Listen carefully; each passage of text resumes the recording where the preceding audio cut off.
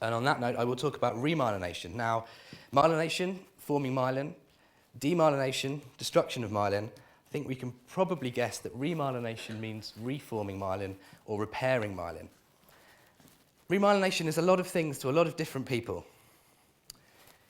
It could be seen as a superhero, saving nerves from destruction.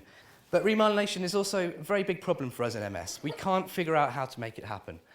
We can to a certain extent in animal models, but these things don't seem to translate into clinical outcomes. It is the brain's fight-back response against multiple sclerosis. It happens naturally during the disease in some lesions, but is often incomplete and often fails after a period of time. So usually in remission, in relapsing remitting disease, in remission you will have remyelination, and that will add to your recovery from disease. Obviously, demyelination then occurs again with the next relapse. So once we have a lack of inflammation, it seems that the body can itself replace missing myelin, and this happens regularly. As we've mentioned earlier, immature oligodendrocytes, so these baby oligodendrocytes that Yuti mentioned, they can mature and they can replace oligodendrocytes, and nerve signaling can be restored through the lesion. So this is great news. The body does repair itself, but it just doesn't do it all the time. So why does remyelination fail in MS? There could be quite a lot of reasons. The oligodendrocytes may be damaged, or they simply aren't there anymore, so they can't make the myelin. Another thing we know that happens is that these immature oligodendrocytes, these baby oligodendrocytes, they're prevented from growing up. Even though they are present in the lesion, they're prevented from growing up and forming myelin. And so something is blocking the natural repair mechanism. And as Yuti mentioned, we don't know what that is yet. Another possibility for why remyelination won't work is that too much nerve loss has already occurred. Now, this seems like a simple thing, but later on in disease, we don't see remyelination so much, often because there is nothing there to remyelinate.